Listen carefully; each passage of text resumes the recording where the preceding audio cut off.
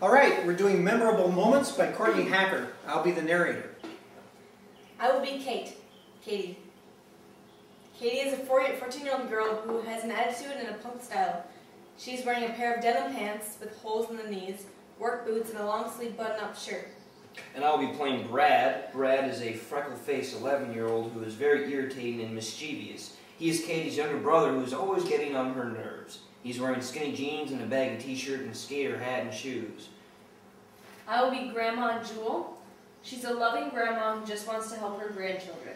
She's in her early 70s and is wearing a light blouse with white slacks. She has a pin-up hairdo with a netting cap over it to keep the berry bushes from messing up her hair. The present takes place in modern-day June.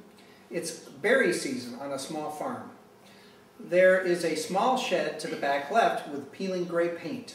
There's an old gas pump outside of the shed and trees overlooking the entrance to it. There's a path that leads through the bushes. I will also play Past Jewel, or Kid Grandma Jewel. Jewel is an 8-year-old girl who is a tomboy. She has a skirt on with a button-up blouse, her hair is in wavy curls, the curls popular in the 40s, and blue work gloves on. I will also be playing Erlene, who is the younger sister of Jewel. Erlene is a very opinionated 6-year-old girl who likes to get her way. She has pigtails and freckles, wearing a cute sundress with a sun hat and gloves with flowers on them to help her pick berries. I will also play the father. This father is of Jewel and Erlene. He's middle-aged, about 40, and dressed in plaid shirt and dicky work pants. He's wearing cowboy boots and is neater looking than the other men in the play. He's shaved and wearing a cowboy hat. I'll be playing Uncle Steve, who is a middle-aged man, about 35, younger looking than the father, with a farmer's cap, John Deere trucker style, overalls, with a plaid shirt underneath, and dirty work boots. Uncle Steve is unshaved and looks quite rugged. I'll be reading the driver of the truck, who is also a farmer but a bit younger than Steve and the father. He's about 27. He has a plain t-shirt with holes in it, dirty pants, muddy boots, and also a baseball cap. The past is set in late June of 1946. The set is in the exact same configuration as the present, but the shed looks newer and things are not so out of date.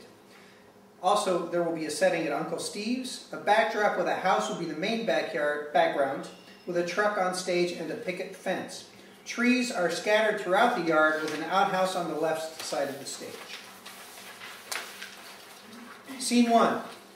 Katie and Brad are fighting over who gets a certain berry basket, and Grandma steps in. The scene starts off on the left side of the stage by the berry bushes. Birds are singing in the background and nature sounds can be heard.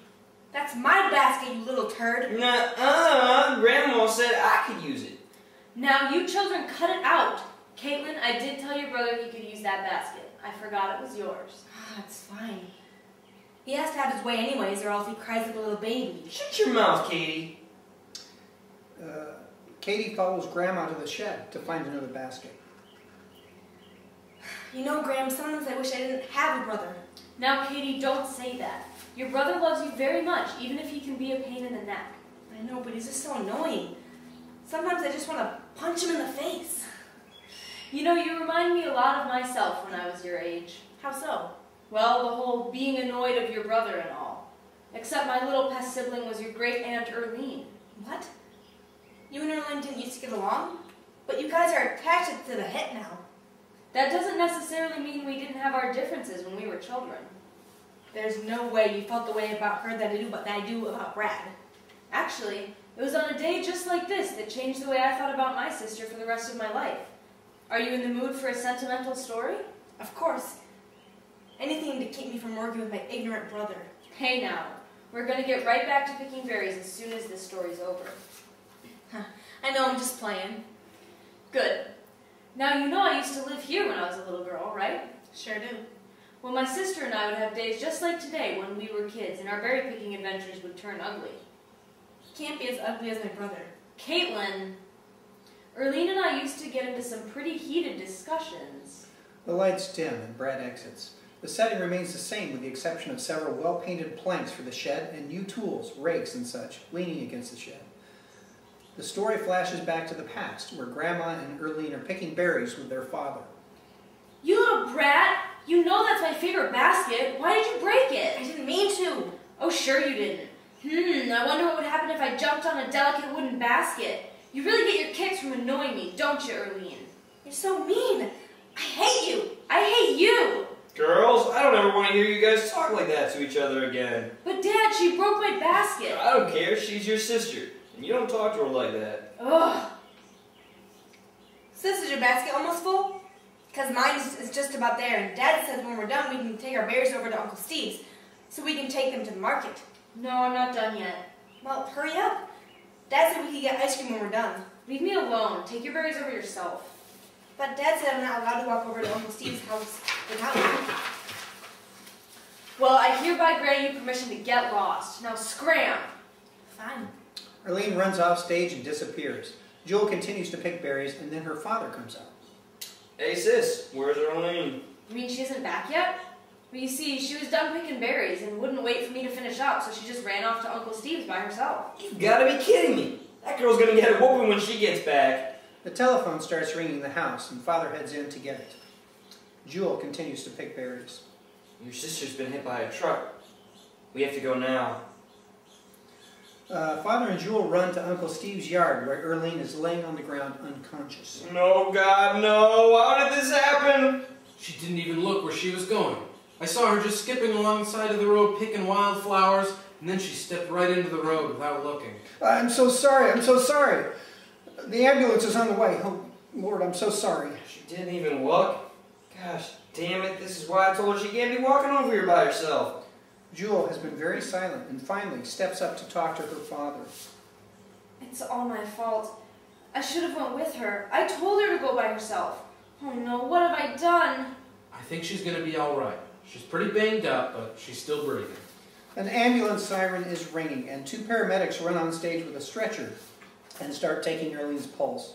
Jewel grabs Erlene's hand tightly and begins to talk to her. I love you so much, Erlene. I'm so sorry for ever being mean to you.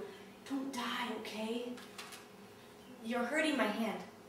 Erlene? Erlene! You're alive! I was never dead. Oh, Erlene, I'm so sorry. You're never going to leave my sight again. Stop it, sis. Really, though, I'm sorry for being mean to you. I forgive you.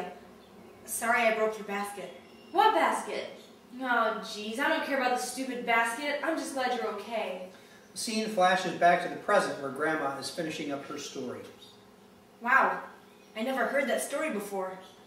You see, I still have some good stories to tell you kids. Yeah. I guess I would be pretty devastated too if anything ever happened to Brad. I guess I don't actually hate him. Of course you don't. It's just hard sometimes to show love to the people you care most about. Isn't that funny? Yeah, that is true. I wonder why that is. Maybe I'll make an effort to show him a little more love. She walks over to Brad and punches him in the arm. Ow, what the heck, Katie? You want your basket back that bad? No, you can have it. What? Did Grandma tell you to give it to me? Nope, I'm just feeling nice today. That's weird. Watch your mouth. You know, Brad, I'd be real sad if anything ever happened to you. Yeah, I know. You do? Yeah, I can tell by all the nice things you do for me. What? Yeah, like punching me and calling me names. Okay, you little creep. I was trying to be nice. I know. Good. The kids pick some more berries. One more thing. Don't cross the road without looking both ways, all right? What are you smoking? Just look both ways, okay? Yeah, I already do. Okay, good. Get back to work before I have to sock you one. Brad looks at Katie and shakes his head. Katie looks back at him and gives him a little grin before the lights dim.